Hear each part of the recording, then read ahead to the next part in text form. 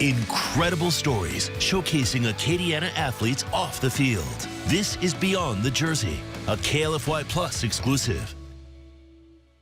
Welcome to Beyond the Jersey. I'm Jonathan Bulot. Tonight we'll head to Basile, Louisiana and catch up with an NFL legend on the set of an upcoming movie. Plus, you'll hear from two brothers who've made waves online giving baseball bat reviews. And we'll talk to a pair of filmmakers behind a new documentary that spotlights the ins and outs of college football recruitment.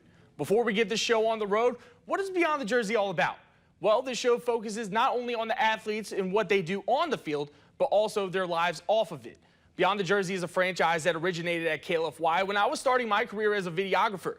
Madeline Adams, our former weekend sports anchor, established the groundwork for a show like this to be developed. Now Beyond the Jersey is back. I've had the opportunity to speak with some incredible athletes from across the country. I've heard their inspiring stories and learned what drives them to play the game that they love. Whether it's advocating for adoptions, honoring the legacy of others, or passing along knowledge to the next generation, you'll find it right here on Beyond the Jersey.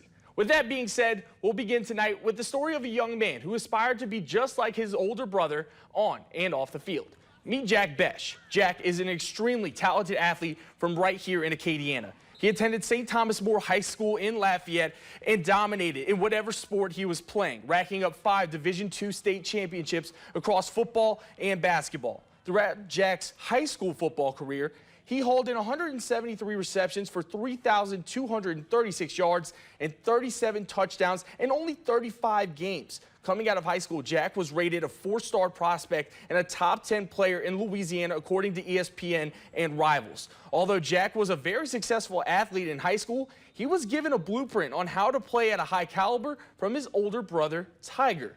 Tiger was just 6 years old when Jack was brought into the world. Tiger took his little brother under his wing and grew an unbreakable bond. Jack Bech watched in awe as his older brother played at St. Thomas More. Tiger was a 3-sport letterman in lacrosse, track, and football. Tiger shined the brightest on the gridiron, playing all over the field as a wideout, quarterback, punt returner, and defensive back. He finished his high school career ranked 2nd in school history in both single-season receptions and yards. Then Tiger went on to have a successful playing career in the Ivy League at Princeton, tallying 2 straight second-team All-Ivy League nods as a return specialist from 2017 to 2018. Jack would begin his own collegiate football career right here in the Bayou State after signing his letter of intent with the LSU Tigers. As a true freshman, Jack made his presence felt in Death Valley with a team-high 43 receptions for 489 yards and 3 touchdowns in 2021. But in the 2022 season, Jack sustained a back strain against Florida and began to slip in the rotation, with emerging stars like Malik Neighbors, Brian Thomas, and Kyron Lacey taking more prominent roles in the offense. As a result, Jack started in less games and felt like it was time for a change. After opting to enter the transfer portal in December of 2022, Jack would have a resurgence in his junior and senior seasons at TCU. Things couldn't have gone any better for the Bech family. Together, they would spend weekends in Fort Worth, Texas, watching Jack live out his dream of playing college football just like his older brother, closing in on taking the next step in his career, being selected in the NFL draft. But on New Year's Day, 2025, this story for the Bech family was about to take a drastic turn. At the blink of an eye, the party on Bourbon Street turned into panic when 44-year-old Samson Dean Jabbar drove a pickup truck through a crowd of people. Jabbar injured nearly 60 people and killed 14 victims before authorities took his life. One of the 14 victims was Tiger Bech. Jack Bech shared with me how him and his family rallied together to honor the life of his older brother. 2024 was a life-changing year for Jack Bech on the football field. In his senior season at TCU, the former STM Cougar reached career highs in receptions, yards, and touchdowns. As a result, he was named a member of the All-Big 12 second team and a Biletnikoff Award semifinalist. It was awesome just seeing everything come to fruition. All the hard work, behind the scenes, all the blood, sweat, and tears. It was really just awesome to be able to go out there, and do what I do, Shortly after the end of the season, Jack took another step closer to a childhood dream when he declared for the 2025 NFL Draft. 2 weeks after making that special announcement, the Bech family had their life turned upside down. Jack's brother and best friend, Tiger Besh, was one of 14 people killed in the horrific New Year's Day terror attack on Bourbon Street. He was 28 years old. I think it's something that, I'll probably process the rest of my life. It's going to be an ongoing battle that I'll fight and my whole family will fight every day. Definitely tough, especially whenever you're like super close to somebody. Multiple people have came up to me and have told me that like they've never seen a bond of brothers like me and my brother had. So to just lose your best friend, your role model, that person you looked up to, that person you wanted to be, that person that just always pushed me and saw greatness in me and pulled it out of me each and every day and wouldn't let me settle for less, it's definitely hard. Just 2 weeks after Tiger was laid to rest in Lafayette, Jack Besh reported to Mobile, Alabama to participate in the Reese's Senior Bowl. Jack wore number 80 at LSU and number 18 while playing at TCU, but that week he was able to wear his brother's number 7, the same number the two shared through their time playing at St. Thomas More. Additionally, every player on the field represented Tiger's memory wearing a number 7 helmet decal. Mr. Jim Nagy just shows his character and the type of man he is to be able to do that. To be able to give me the number 7 and put it on everybody's helmet, what it meant to my family and myself was just more than Mr. Jim or anybody could ever think. Just knowing that that there's just so many people behind us and right here with us in this battle. On February 1st, Jack Besh went on to catch the game-winning touchdown in the Senior Bowl and was awarded the MVP. Jack's platform only continued to grow from there, giving him a path to share the memory of his brother and the Word of God. That brought the Besh family to Super Bowl 59 in New Orleans. Jack, alongside his sisters, Virginia and Sophie, honored the victims of the New Year's Day attack by serving as honorary captains during the coin toss. My whole goal, my whole mission is to keep glorifying God, keep bringing more people to the Word, and and just keep spreading that story of love and compassion that my brother shared with this world. Reporting, Jonathan Bulot, KLFY, News 10 Sports. Not long after the Besh family made an appearance at the Super Bowl, Jack would live out his childhood dream of being selected in the NFL Draft. He was selected 58th overall by the Las Vegas Raiders in the 2025 NFL Draft. Besh joins an exciting draft class for head coach Pete Carroll in his first season with the Silver and Black. Take a listen for the moment Besh heard his name called on day 2 of the NFL Draft. With the 58th pick in the 2025 NFL Draft, the Las Vegas Raiders select Jack.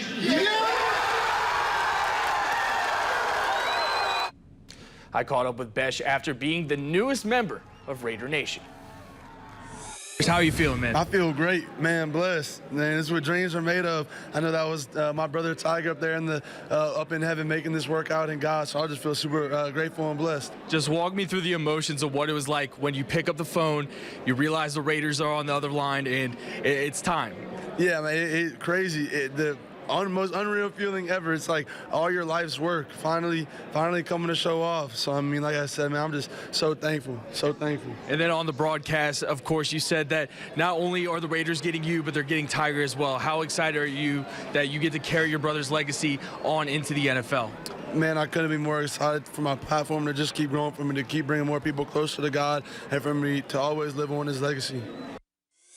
Then Jack was off to Sin City for his first step into the NFL with the Las Vegas Raiders. Jack Besh, very impressive during rookie mini camp. Besh's new head coach, Pete Carroll, says that he's, quote, very versatile. He can do everything. He's played outside. He can play inside. He's been a possession guy at times. He's a really good catch and run guy. He's really physical, as tough as you get as a receiver. He'll block like crazy, so we'll find his spot. But we see him as versatile, and we're counting on him to do a number of things. Besh is set up great to contribute in Carroll's offense. They will have a stout running game with his draft counterpart Ashton Jeanty and free agent acquisition Raheem Mostert. Plus, Besh will have a great chance to be very effective in the pass game out the gate with a talented receiver room that includes Jacoby Myers, Trey Tucker, and tight end Brock Bowers. The Las Vegas Raiders begin the 2025 season on the road in Foxborough against the New England Patriots on September 7th at noon.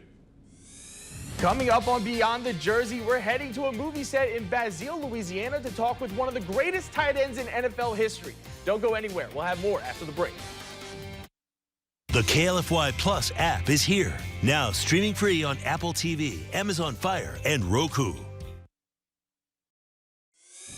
Welcome back to Beyond the Jersey. We're going to shift gears a little bit, going from a football player whose NFL journey has only just begun to an NFL player who's enjoying his life after the game. Vernon Davis was one of the greatest tight ends in NFL history, spending his career with the 49ers, the Broncos, and the Redskins. His career finished in February of 2020, and he had quite the resume. Davis ranks 7th all-time among tight ends in receiving touchdowns after 14 seasons in the NFL. Before the end of his career, Davis began preparing for his life after football in TV and film. He made appearances in a number of shows and movies, and recently Davis concluded shooting a new project in the Bayou State. I took a trip to the movie set in Basile, Louisiana, and sat down with Davis to talk about the film and his career in the NFL. Just over in Basile, Louisiana, one of the greatest tight ends in NFL history is continuing his life after football. Two-time Pro Bowl selection and Super Bowl champion Vernon Davis is producing and starring in a new psychological horror film alongside a star-studded cast. The movie was written by Davis and Tiffany Toney. What's everything been like throughout the filming process over here in South Louisiana? Oh, it's been nothing but amazing, man. As you can see, this property that we're staying on has been phenomenal. Being able to walk outside and see the water, the animals walking around, like the deer, it's truly inspiring to just see what Mother Nature has to give. And yeah, I could live here forever. I could live here forever, and I say that with true honesty. But it's been great. It's been a great shoot. The cast, the crew, everyone has been amazing. After playing 14 years in the National Football League, Davis ranks 7th in receiving touchdowns and 11th in receiving yards all-time among tight ends. Davis spent 10 years of his career in San Francisco and has the 4th most receiving touchdowns in franchise history behind Jerry Rice, Terrell Owens, and Gene Washington. I brought a memento to our interview that symbolized Davis's past, a 49ers helmet. What does seeing this, oh, man, what memories does this bring back? Oh, this brings back the very first time I went to the playoffs. We played the New Orleans Saints. Smith on 3rd and 3. He throws to the end zone, and a catch is made by Vernon Davis for a Niners touchdown. It was down to that last catch, that final catch that everyone gives me a hard time about, which is now considered the catch 3, which is one of the best catches in 49ers history. So I'm elated to be a part of something so special. Now retired from the game of football, Davis looks to carry the lessons he's learned in the locker room and translate them on the movie set. Every Sunday, before we went out on that field and we played in front of thousands of fans, I made sure that I was prepared. Preparation is the key for success. And just like acting, before I get in front of the camera, I make sure I'm prepared, because I learned the fundamentals of preparation while I was playing ball. So I just take it with me everywhere I go. Reporting, Jonathan Bulai, KLFY, News 10 Sports. Vernon Davis began his acting career in 2009 with a role in Inner City Snow. Davis has made numerous appearances in shows and movies as himself, including The League on FX and Baywatch. Some of Vernon's best films have come more recently, including larger roles in Gasoline Alley, A Day to Die, Chariot, and The Ritual Killer. So far in 2025, Davis has been part of a thriller with his new film Tonic, and he tested his comedic chops in the new series on Max titled Match Point. Coming up on Beyond the Jersey, I'll speak with two brothers who are spotlighting Louisiana high school football recruits in a new documentary. We'll have that for you after the break. The KLFY Plus app is here, now streaming free on Apple TV, Amazon Fire, and Roku. Welcome back to Beyond the Jersey. Everything about college football is changing right in front of us, especially in the era of name, image, and likeness. More than ever before, athletes are looking to make the jump to the next level and are understanding the business side of the equation. Brothers Preston and Derek Dark spotlight the season of 4 Louisiana high school football stars in a powerful new documentary. I spoke with the Dark brothers about the film and their inspiration to educate the next group of young athletes on the harsh reality of college football recruitment. It is becoming like the Wild Wild West. People are becoming vultures. The world of college football is evolving before our very eyes in the era of the transfer portal and NIL. Though for the prospects still playing to get to the next level, the way they're being recruited is constantly changing as well. Former ULM Warhawks Preston and Derek Dark followed the recruitment process of 4 talented Louisiana high school football players in their documentary, Blue Chippers, the next man up. One of the key inspirations is, I've been a high school teacher and coach for the past 10 years. And we get a new class of kids that come in every year that wants to be, a 4 or 5-star recruit. I wanted to marry the two, being an educator and a filmmaker, and make this film so we can educate, those kids and potential recruits on how, the college football recruiting business is. One of those players spotlighted in the film, former Acadiana defensive back LaTerrence Welch. The film follows his 2021 season with the Wrecking Rams, where the team chased a three-peat as state champions. LT had a very unique story. LT didn't, play a full football season, I think, until, dating back to his sophomore year. Also, LT, he was being raised by his single mothers with his 3 sisters, and I kind of found that quite unique. And he was just such an outstanding young man, a very, very well-spoken young man. So, he was just a guy that we think that we should have showcased how his recruiting process went. For the Dark brothers, one of the most eye-opening parts of the filming process in Acadiana was seeing LT's raw athleticism firsthand in Acadiana's season opener against Carencro. In that first game, he looked really seasoned and polished. And, he looks like one of those ones that was definitely a playmaker. He made some plays in that game. He had a couple hard hits. He had a good return, so those things stick out on tape because he's doing it in facets of the game to where it's much needed. So those were the unique parts to see him as the actual 4-star athlete that he is. Now that the film is out and these athletes are nearing the end of their college football careers, the brothers are happy to have been a small part of their journey. It really means a lot to see their growth, as being, high school kids to, growing to be young men and just seeing that transformation, especially with LT, as much as adversity he's been through, having, year-ending injuries in high school, and now to see him play, big-time college football. Seeing him, get some spot time in LSU, and seeing him really making some plays at Arizona State, and now he's over at UNLV and looking like he's going to be, CV1 over there, cornerback 1.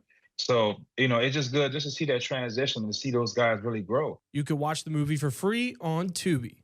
Reporting, Jonathan Bulai, KLFY, News 10 Sports. Now, just weeks after this interview, Judge Claudia Wilkin preliminarily approved the House versus NCAA settlement, which means we marked a massive shift in college sports. This settlement means also we are officially in the pay-to-play era of college athletics. Beginning in the 2025-2026 academic year, Division I schools can now share up to $20.5 million a year with their athletes. The revenue sharing model will allow for schools to distribute 22% of their media rights, ticket sales, and sponsorships directly to the players. This takes effect July 1st, 2025. Additionally, the NCAA will disperse $2.8 billion over the next 10 years directly to Division I athletes who competed from 2016 to 2024 and were unable to capitalize on their name, image, and likeness. For more information on this landscape-changing settlement, visit our website, klfy.com. Coming up, we'll head to the Diamond to meet the Baseball Bat Bros. The KLFY Plus app is here, now streaming free on Apple TV, Amazon Fire, and Roku. For our final story of the evening, we'll head to the Baseball Diamond. John Taylor was a slugger for the Raging Cajuns during his tenure at Louisiana. John and his older brother, Will, have been loving the game for a very, very long time. Now these two brothers, they're making waves on social media, giving brutally honest baseball bat reviews. I spoke with the former Cajun baseball player on how the Baseball Bat Bros came to be. Many Cajun baseball fans remember John Taylor for his swing.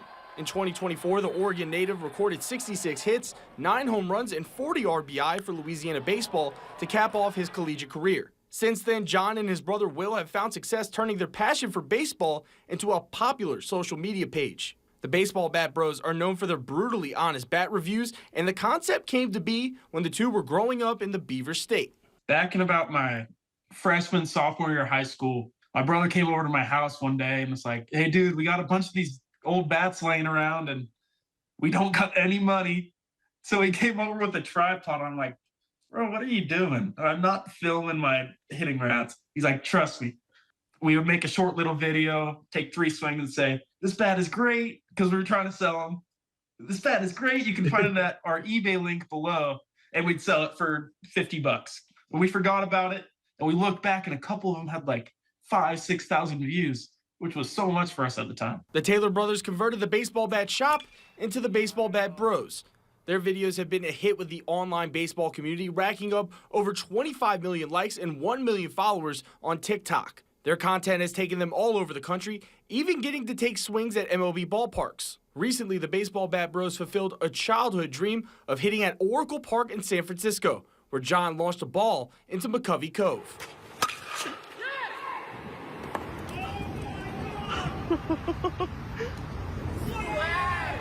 It did it! That was the most special experience of my life. It was just like truly seeing the Lord work in our lives, getting us to that point. It's just been so special. Just all glory to him for that. But hitting that MLB fields is sweet. John might enjoy taking cracks at big league parks, but there's one ballpark that will always remain special to him. Some of our favorite stadiums that we've hit at are like our hometown parks, or the Teague. The Teague is my favorite spot to hit at, regardless of how impossible it is to hit a home run there. That's definitely my favorite spot to hit at. Although the two started this venture looking to make a quick buck, the Bat Bros want to keep their content honest for the people. We're anti-bat company. We don't take any money from no bat companies. We tell them the truth. If their bat sucks, it sucks. If it's good, we let them know. It doesn't matter the price. We're for the people. And I think that's how it's just going to keep rolling. Reporting, Jonathan Bulott, KLFY, News 10 Sports. Since we last spoke with John Taylor, the Baseball Bat Bros have grown even more. Their TikTok page has surpassed 1 million followers and 44 million likes, while their YouTube page is coming up on 100,000 subscribers. The Baseball Bat Bros are continually pushing out content to this day. Lately, they've continued getting opportunities to take swings at those MLB ballparks, including stops at Petco Park, Suter Health Park, and T-Mobile Park, the homes of the San Diego Padres, Las Vegas A's, and the Seattle Mariners. The brothers are still doing their typical baseball bat reviews and continue finding new ways to expand on their content, like taking swings with the new torpedo bats that have been making their Major League Baseball debut this season. The Baseball Bat Bros have also been able to do some awesome collaborations with MLB legends and players of the game today. That includes the father-son tandem of Matt and Jackson Holliday. And on the next edition of Beyond the Jersey, we're heading back to the Diamond. This time, it will be the softball diamond. We're going to speak with a trio of Louisiana softball players with very, very different stories. Sam Rowe, Maddie Hayden, Laney Crater, and Kayla Falterman all concluded their senior seasons with the Cajuns this past year. Maddie Hayden, she's going to share her story of stepping into the same dugout her sister once did. Kayla Falterman, she's going to speak on her path to her senior season. Laney Crater will tell us the story about an iconic dance called the Boogie Shuffle and a special dollar that carried her all the way to the end of her career. Finally, we'll talk to Sam Rowe about her upbringing in the foster system and her aspirations of adopting a family of her own one day. Thank you for tuning in to Beyond the Jersey here on KLFY Plus. I'm Jonathan Bulott, and we'll see you next time.